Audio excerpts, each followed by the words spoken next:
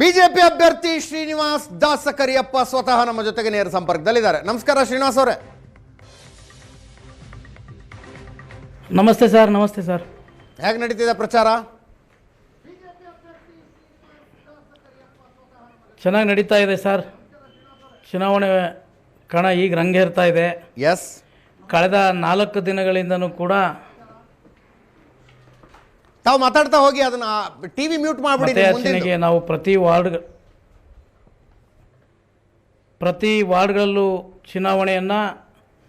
ಚುನಾವಣಾ ಮತಯಾಚನೆ ಸಂದರ್ಭದಲ್ಲಿ ಪ್ರತಿಯೊಬ್ಬ ಮತದಾರರು ಕೂಡ ಉತ್ತಮವಾದ ಪ್ರತಿಕ್ರಿಯೆ ನೀಡ್ತಾ ಇದ್ದಾರೆ. ಈ ಬಾರಿ BJP ಅನ್ನುವಂಥ ಮಾತನ್ನು ಸ್ವತಃ ಮತದಾರರು ಹೇಳ್ತಾ ಇದ್ದಾರೆ. ಪ್ರತಿ ಮನೆಗೂ ಕೂಡ ಅವರೇ ಸ್ವತಃ ನಮ್ಮನ್ನು ಕರೆದು ನಮ್ಮನ್ನು ಬೆಂಬಲಿಸಿ ನಾವು ಈ ಬಾರಿ BJPಗೆ ಮತ ಹಾಕ್ತೇವೆ, ಕಾಂಗ್ರೆಸ್ನ ದುರಾಡಳಿತದ ವಿರುದ್ಧ ಅಂತ ಹೇಳಿ ಸ್ವತಃ ಮತದಾರರ ಈ ಪ್ರತಿಕ್ರಿಯೆಯನ್ನು ನಮಗೆ ಕೊಡ್ತಾ ಇದ್ದಾರೆ. ಎಲ್ಲ ಮುಖಂಡರ ಜೊತೆಗೆ, ಕಾರ್ಯಕರ್ತರ ಜೊತೆ, ಬೂತ್ ಸಮಿತಿಯ ಜೊತೆ ಹೋದಂಥ ಸಂದರ್ಭದಲ್ಲಿ ಈಗ ಮುಸ್ಲಿಂ ಮತದಾರರ ಅಸಮಾಧಾನ ಅದು ನಿಮಗೆ ಬಹಳ ಫೇವರ್ ಆಗುತ್ತೆ ಅನ್ನೋ ವಾತಾವರಣ ಇತ್ತು ಆರಂಭದಲ್ಲಿ. ಸಾದಿಕ್ ಪೈಲ್ವಾನ್ ನಾಮಿನೇಷನ್ ಫೈಲ್ ಮಾಡಿಬಿಟ್ರು ಬಂಡಾಯ ಅಭ್ಯರ್ಥಿಯಾಗಿ. ನಾಮಿನೇಷನ್ ವಾಪಸ್ಸು ತಗೊಳ್ಳಿಲ್ಲ ಅವರು. ಅಲ್ಲಿಗೆ BJPಯ ಕಡೆ ತಕ್ಕಡಿ ವಾಲ್ತಾ ಇದೆ ಅನ್ನೋ ವಾತಾವರಣ ಇತ್ತು. ಆಮೇಲೆ ನೋಡಿದ್ರೆ ಮುಖ್ಯಮಂತ್ರಿಗಳ ಜೊತೆ ಕೂತ್ಕೊಂಡು ನಾನು ಪ್ರಚಾರಕ್ಕೆ ಬರ್ತೀನಿ ಕಾಂಗ್ರೆಸ್ ಪರವಾಗಿ ಅಂದ್ಬಿಟ್ರು. ಮತ್ತೆ ನೆಗೆಟಿವ್ ಆಯ್ತಾ ನಿಮಗೆ? ಸರ್, ಭಾರತೀಯ ಜನತಾ ಪಾರ್ಟಿ ಇವತ್ತು ಒಬ್ಬ ನನ್ನ ಉಮೇದುವಾರನ, ಸಾಮಾನ್ಯ ಕಾರ್ಯಕರ್ತನಿಗೆ ಉಮೇದುವಾರನಾಗಿ ಮಾಡಿದ್ದಾರೆ. ಆದ್ದರಿಂದ ಇವತ್ತು ಪ್ರತಿ 2,32,000 ಮತದಾರರು ನನ್ನ ಕ್ಷೇತ್ರದಲ್ಲಿದ್ದಾರೆ. ಓಕೆ, 2,32,000 ಮತದಾರಿಗೂ ನಾನು ಭಾರತೀಯ ಜನತಾ ಪಾರ್ಟಿ ಅಭ್ಯರ್ಥಿ. ಪ್ರತಿಯೊಬ್ಬರಿಗೂ ಮತಯಾಚನೆ ಮಾಡ್ತೇನೆ.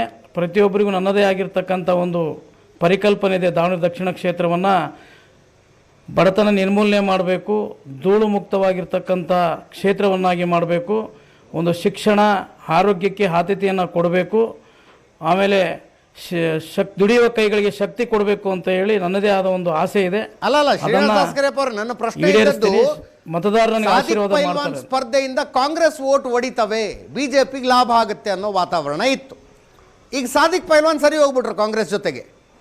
ಹೌದು, ಮತ್ತೆ ಕಾಂಗ್ರೆಸ್ ತಕ್ಕಡಿ ಭಾರ ಆಗ್ಲಿಲ್ವಾ? ಈಗ ಕಾಂಗ್ರೆಸ್ ಗೆಲುವಿನ ಭಾರತೀಯ ಜನತಾ ಆ ಒಂದು ಪರಿಸ್ಥಿತಿ ದಾವಣಗೆರೆ ದಕ್ಷಿಣ ಕ್ಷೇತ್ರದಲ್ಲಿ ಇಲ್ಲ ಸರ್. ಈ ಬಾರಿ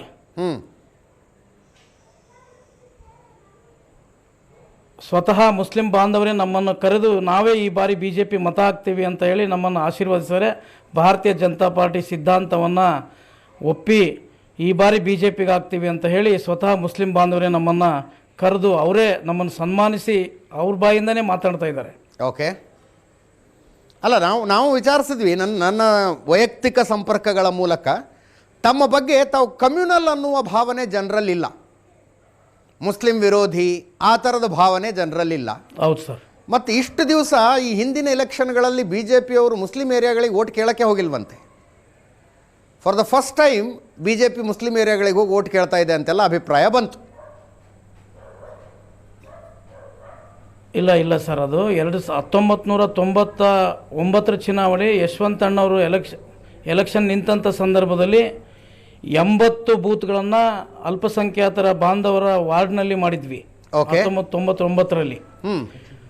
ಅವತ್ತು ನಾವು ಪ್ರಚಾರ ಹೋದಂಥ ಸಂದರ್ಭದಲ್ಲೂ ಕೂಡ ಅವತ್ತು ಭಾಳ ಅಭೂತಪೂರ್ವವಾಗಿರ್ತಕ್ಕಂಥ ಒಂದು ನಮಗೆ ಬೆಂಬಲವನ್ನು ಕೊಟ್ಟಿದ್ರು ಯಶವಂತಣ್ಣವ್ರಿಗೆ. ಅವಾಗ ನಾವು ಸೋತಿದ್ದು 1,600 ಮತಗಳ ಅಂತರದಿಂದ ಸೋತಿದ್ವಿ ಯಶವಂತಣ್ಣವ್ರವಾಗ. ಪ್ರತಿ ಚುನಾವಣೆಯಲ್ಲೂ ಕೂಡ 2023 ಚುನಾವಣೆಯಲ್ಲಿ ಅಜಯ್ ಕುಮಾರ್ ಅವರ ಚುನಾವಣೆಯಲ್ಲಿ ಕೂಡ ನಾವು ಪ್ರತಿಯೊಂದು ಅಲ್ಪಸಂಖ್ಯಾತರ ವಾರ್ಡ್ನಲ್ಲಿ ಹೋಗಿ ನಾವು ಚುನಾವಣಾ ಪ್ರಚಾರ ಮಾಡಿದ್ವಿ 2023ರಲ್ಲೂ ಕೂಡ. ಓಕೆ, ನಿಮಗೆ ಪಾಸಿಟಿವ್ ಅನ್ನಿಸ್ತಾ ಇರೋದು ಬಣ ಬಡಿದಾಟ ಶಮನ ಆಗಿರೋದಾ ಶ್ರೀನಿವಾಸ್ ಅವರೇ? ನಾಮಿನೇಷನ್ಗೆ ಯಡಿಯೂರಪ್ಪನವರು ಬಂದಿದ್ರು, ವಿಜೇಂದ್ರ ಅವರು ಬಂದಿದ್ರು, ಅವ್ರ ಜೊತೆ ವಿರೋಧಿ ಬಣದಲ್ಲಿ ಗುರುತಿಸಿಕೊಂಡಿದ್ದಂಥವ್ರು ಎಲ್ಲರೂ ಬಂದರು.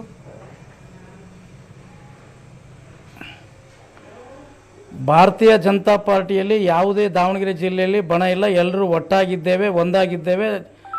BS ಯಡಿಯೂರಪ್ಪನವ್ರ ಜೊತೆ ಮೊನ್ನೆ ಸಿದ್ದೇಶಣ್ಣವರಿದ್ದರು, ರೇಣುಕಾಚಾರ್ಯರಿದ್ದರು, ರವೀಂದ್ರನಾಥ್ ಅವರು ಕೂಡ ದೇವಸ್ಥಾನಕ್ಕೆ ಬಂದು ಆಶೀರ್ವಾದ ಮಾಡೋದ್ರು. ಮಾಜಿ ಸಚಿವರು, ಮಾಜಿ ಶಾಸಕರು ಪ್ರತಿಯೊಬ್ಬರು ಕೂಡ ನಮ್ಮ ಜೊತೆಗೆ ಸೇರಿ ನಾಮಪತ್ರ ಸಲ್ಲಿಕೆ ದಿನದಂದು ಎಲ್ಲರೂ ಕೂಡ ಭಾಗವಹಿಸಿದ್ರು. ಒಂದಂತೂ ನಿಜ, ದಾವಣಗೆರೆ ಜಿಲ್ಲೆಯಲ್ಲಿ ಭಾರತೀಯ ಜನತಾ ಪಾರ್ಟಿ ಕಾರ್ಯಕರ್ತರಿಗೆ ಹೊಸ ಹುಮ್ಮಸ್ಸು ಬಂದಿದೆ, ಶಕ್ತಿ ಬಂದಿದೆ. ದಾವಣಗೆರೆ ದಕ್ಷಿಣ ಕ್ಷೇತ್ರದ ಜನತೆ ಕೂಡ ಅಭೂತಪೂರ್ವಕವಾಗಿರ್ತಕ್ಕಂಥ ಬೆಂಬಲವನ್ನು ಭಾರತೀಯ ಜನತಾ ಪಾರ್ಟಿಗೆ ಕೊಟ್ಟಿದ್ದಾರೆ ಸರ್.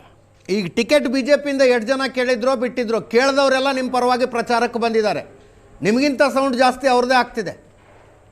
ಹೌದು ಸರ್, ಹೌದು ಸರ್, 8 ಜನ ಟಿಕೆಟ್ ಆಕಾಂಕ್ಷಿಗಳಿದ್ವಿ.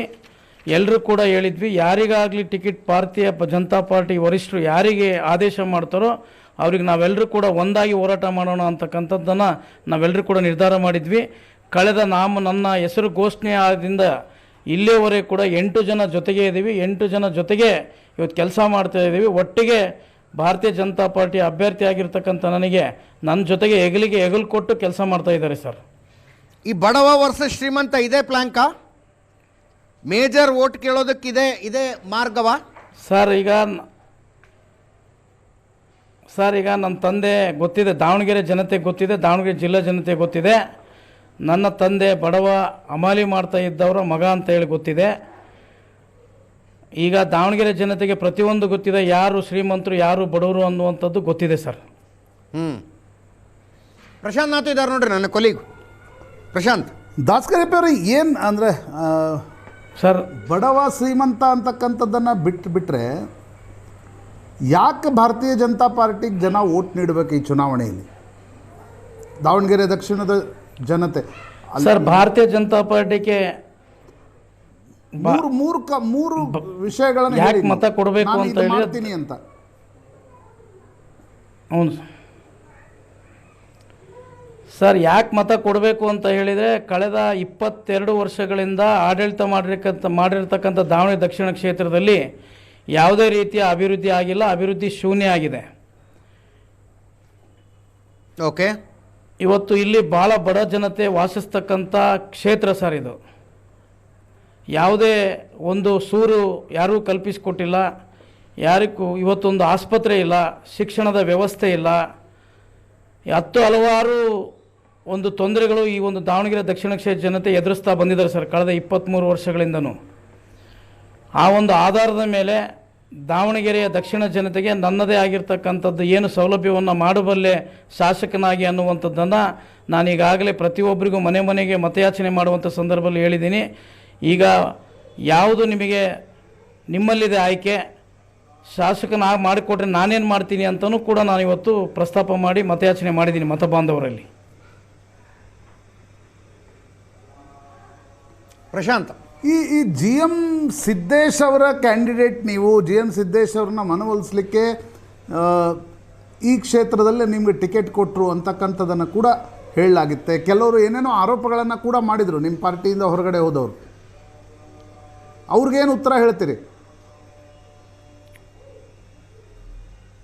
ಸರ್, ಭಾರತೀಯ ಜನತಾ ಪಾರ್ಟಿ ರಾಜ್ಯದ ವರಿಷ್ಠರು ಮತ್ತು ರಾಷ್ಟ್ರೀಯ ವರಿಷ್ಠರು ಒಬ್ಬ ಉಮೇದುವಾರನ್ನು ಆದೇಶ ಮಾಡ್ತಾರೆ. ಆ ಆದೇಶಕ್ಕೆ ಭಾರತೀಯ ಜನತಾ ಪಾರ್ಟಿ ಎಲ್ಲರೂ ತೆಲಿಬಾಗಿ ಕೆಲಸವನ್ನು ಮಾಡ್ತಾ ಇದ್ದಾರೆ ಸರ್. GM ಸಿದ್ದೇಶ್ ಅಣ್ಣನವರು, ರವೀಂದ್ರನಾಥ್ ಅವರು ಎಲ್ಲರ ಆಶೀರ್ವಾದದಿಂದನೇ ಇವತ್ತು ಚುನಾವಣಾ ಪ್ರಚಾರ ಕೈಗೊಂಡಿದ್ದೀವಿ ಸರ್. ರೇಣುಕಾಚಾರ್ಯ ಅವರು ಏನಂತಾರೆ? ಅವರು ಕೂಡ ಬಂದಿದ್ದರು ಸರ್, ಮೊನ್ನೆ ನಾಮಿನೇಷನಲ್ಲಿ ಬಂದಿದ್ದರು. ನಾಳೆಯಿಂದ ಅವರು ಕೂಡ ಭಾಗವಹಿಸ್ತಾರೆ ಚುನಾವಣಾ ಪ್ರಚಾರದಲ್ಲಿ. ಅವರು ನಿನ್ನೆ ಅವರ ಮಗನ ನಿಶ್ಚಿತಾರ್ಥ ಕಾರ್ಯಕ್ರಮ ಇತ್ತು, ಹೇಳಿದರು ನಾಳೆ ಬಂದೇ ಬರ್ತೀನಿ ಅಂತ ಹೇಳಿದ್ದಾರೆ. ನಾಳೆಯಿಂದ ಅವರು ಕೂಡ ನಮ್ಮ ಜೊತೆಗೆ ಮತಯಾಚನೆಗೆ ಪಾಲ್ಗೊಳ್ತಾರೆ ಸರ್. SDPI ಸ್ಪರ್ಧೆ ರಿಸಲ್ಟ್ ಮೇಲೆ ಏನು ಪರಿಣಾಮ ಬೀರಬಹುದು ಅನ್ಸುತ್ತೆ ನಿಮಗೆ? ಸರ್, ಇವತ್ತು ಕಳೆದ 23 ವರ್ಷಗಳಿಂದ ಅವರು ಅಲ್ಪಸಂಖ್ಯಾತರು ಕೂಡ ಕಾಂಗ್ರೆಸ್ನಲ್ಲಿ ಟಿಕೆಟ್ ಕೇಳ್ತಾ ಬಂದಿದ್ದಾರೆ. ಓಕೆ, ನಮಗೆ ಈ ಸಲ ಬಿಟ್ಕೊಡ್ತೀವಿ, ಈ ಸಲ ಬಿಟ್ಕೊಡ್ತೀವಿ ಅಂತ ಕಾಂಗ್ರೆಸ್ನ ಮುಖಂಡರು ಹೇಳ್ತಾ ಬಂದಿದ್ರು. ಅವರು ಇವತ್ತು ನಾವು ಶಾಸಕರಾಗಬೇಕು, ಈ ಪ್ರಜಾಪ್ರಭುತ್ವ ವ್ಯವಸ್ಥೆಯಲ್ಲಿ ನಮ್ಮದೇ ಆಗಿರ್ತಕ್ಕಂಥ ವೋಟ್ ಬ್ಯಾಂಕ್ ಇದೆ ಅಂತ ಹೇಳಿ ಅವರು ಇವತ್ತು ನಾಮಪತ್ರವನ್ನು ಸಲ್ಲಿಸಿದ್ದಾರೆ. ಅವರು ಕೂಡ ನಮ್ಮ ಜೊತೆಗೆ ಅವರು ಆಪೋಸಿಟ್ ಕ್ಯಾಂಡಿಡೇಟ್ ಆಗಿದ್ದಾರೆ. ಈಗ ಯಾವ ರೀತಿ ಮತದಾರ ಕೈ ಹಿಡಿತಾನೆ ಅಂತೇಳಿ ಏಪ್ರಿಲ್ 9ರಂದು ಮತ್ತು ಮೇ 4ನೇ ತಾರೀಕು ಮತ ಎಣಿಕೆಯಲ್ಲಿ ಗೊತ್ತಾಗುತ್ತೆ ಸರ್. ಕೆಲವು ಅಲ್ಪಸಂಖ್ಯಾತ ನಾಯಕರುಗಳು ತಮ್ಮ ಜೊತೆಗೆ ಟಚ್ಚಲ್ಲಿದ್ದಾರಂತೆ ಕಾಂಗ್ರೆಸ್ನವ್ರು, ಹೌದಾ? ಅಲ್ಪಸಂಖ್ಯಾತರು ಎಲ್ಲರೂ ಬಂದು ನನ್ನನ್ನು ನಾನು ಕೂಡ ಮತಯಾಚನೆ ಮಾಡಿ ನಾನು ಕೂಡ ಫೋನ್ ಕರೆಯಲ್ಲಿ ಮಾತನಾಡಿದೆ. ಆ ಸಂದರ್ಭದಲ್ಲಿ ಎಲ್ಲರೂ ಕೂಡ ಹೇಳಿದ್ದಾರೆ ನಾವು ಈ ಬಾರಿ BJPಗೆ ಹಾಕ್ತೇವೆ ಮತವನ್ನು ಅಂತೇಳಿ ಅವರೇ ಸ್ವತಃ ಫೋನ್ ಮಾಡಿ ಕರೆ ಮಾಡಿ ಮಾತನಾಡ್ತಾ ಇದ್ದಾರೆ ಸರ್. ಕೆಲವೊಬ್ಬರು ಮೊನ್ನೆ ಟಿಪ್ಪು ನಗರ ಆಜಾದ್ ನಗರದ ಯುವಕರು ಬಂದು ಅವರಾಗಿ ಸೇರ್ಪಡೆಗೊಂಡು ನಾವು ಈ ಸರಿ BJPಗೆ ಮತವನ್ನು ಹಾಕ್ತೇವೆ, ನಿಮ್ಮ ಪರವಾಗಿ ಕೆಲಸ ಮಾಡ್ತೀವಿ ಅಂತ ಹೇಳಿ ಈಗಾಗಲೇ ಎಲ್ಲರೂ ಕೂಡ ಬಂದು ಅವರು ಕೂಡ ಜಾಯ್ನ್ ಆಗಿದ್ದಾರೆ ಸರ್ ಭಾರತೀಯ ಜನತಾ ಪಾರ್ಟಿಗೆ. ಯಡಿಯೂರಪ್ಪನವ್ರ ಕುಟುಂಬ, ಶಾಮನೂರು ಕುಟುಂಬ ಆತ್ಮೀಯತೆ ಇದೆ ಅಂತ ಮಾತಾಡ್ತಾರಲ್ಲ ಸರ್, ಅದು ಆತ್ಮೀಯತೆ ಬೇರೆ, ರಾಜಕೀಯ ಬೇರೆ. ಓಕೆ, ಇವತ್ತು ಯಡಿಯೂರಪ್ಪನವರೇ ಸ್ವತಃ ಬಂದು ಭಾರತೀಯ ಜನತಾ ಪಾರ್ಟಿಯನ್ನು ಗೆಲ್ಲಿಸಬೇಕು, ಯಾವುದೇ ಸಂದರ್ಭದಲ್ಲೂ ಕೂಡ ಕಾಂಗ್ರೆಸ್ನ ದುರಾಡಳಿತದ ವಿರುದ್ಧ ನಿಮಗೆ ಗೊತ್ತಿದೆ ಅಂತಕ್ಕಂಥ ಭಾಷಣನೂ ಕೂಡ ಮೊನ್ನೆ ನಮ್ಮೆಲ್ಲರ ಹಿರಿಯರಾಗಿರ್ತಕ್ಕಂಥ ಯಡಿಯೂರಪ್ಪನವರು ನಾಮಪತ್ರ ಮೆರವಣಿಗೆಯಲ್ಲಿ ಮಾತನಾಡಿದ್ದಾರೆ ಸಭೆಯಲ್ಲಿ. ವಿಜೇಂದ್ರನವರು ಕೂಡ ನಾಳೆ ವಿಜೇಂದ್ರನವರು ಕೂಡ ರಾಜ್ಯಾಧ್ಯಕ್ಷರು ಆಗಮಿಸ್ತಾ ಇದ್ದಾರೆ. ಎಲ್ಲರೂ ಕೂಡ ಒಟ್ಟಾಗಿ ಸೇರಿ ಇವತ್ತು ನೀವು ಹೇಳಿದ್ರಿ ರಾಜ್ಯ ನಾಯಕರು ಜಿಲ್ಲೆಯಲ್ಲಿ GM ಸಿದ್ದೇಶ್ವರರಾಗಿರ್ಬೋದು, ರವೀಂದ್ರನಾಥ್ ಆಗಿರ್ಬೋದು, ರೇಣುಕಾಚಾರ್ಯ ಆಗಿರ್ಬೋದು, ಪ್ರತಿಯೊಬ್ಬ ಶಾಸಕರು ಅವ್ರದ್ದೇ ಆದ ಈ ಒಂದು ಉಪಚುನಾವಣೆಯಲ್ಲಿ ಕೆಲಸವನ್ನು ಮಾಡ್ತಾ ಇದ್ದಾರೆ ಸರ್. ರಿಸಲ್ಟ್ ಏನಾಗುತ್ತೆ ನಿಮ್ಮ ಪ್ರಕಾರ? ಅಂದರೆ ಗೆಲ್ತೀವಿ ಅಂತ ಹೇಳ್ತೀರಿ, ಎಷ್ಟು ಮತದಲ್ಲಿ ಗೆಲ್ತೀರಿ ಸರ್? ಮೇ 4ರಂದು ಭಾರತೀಯ ಜನತಾ ಪಾರ್ಟಿ ವಿಜಯೋತ್ಸವ ಆಚರಣೆ ಮಾಡುತ್ತೆ, ಅದರಲ್ಲಿ ಎರಡನೇ ಮಾತಿಲ್ಲ ಸರ್, ಅನುಮಾನ ಇಲ್ಲ. ಎಸ್, ಧನ್ಯವಾದ ಶ್ರೀನಿವಾಸ್ ದಾಸ್ ಕರಿಯಪ್ಪ ಅವರೇ, ಒಳ್ಳೆಯದಾಗಲಿ, all the best. Thank you sir, thank you sir. Srinivas Dasa Kariyappa, Davanagere ದಕ್ಷಿಣ ವಿಧಾನಸಭಾ ಕ್ಷೇತ್ರದ BJP ಅಭ್ಯರ್ಥಿ ನಮ್ಮ ಜೊತೆಗೆ ನೇರ ಸಂಪರ್ಕದಲ್ಲಿ ಮಾತಾಡ್ತಾ ಇದ್ರು.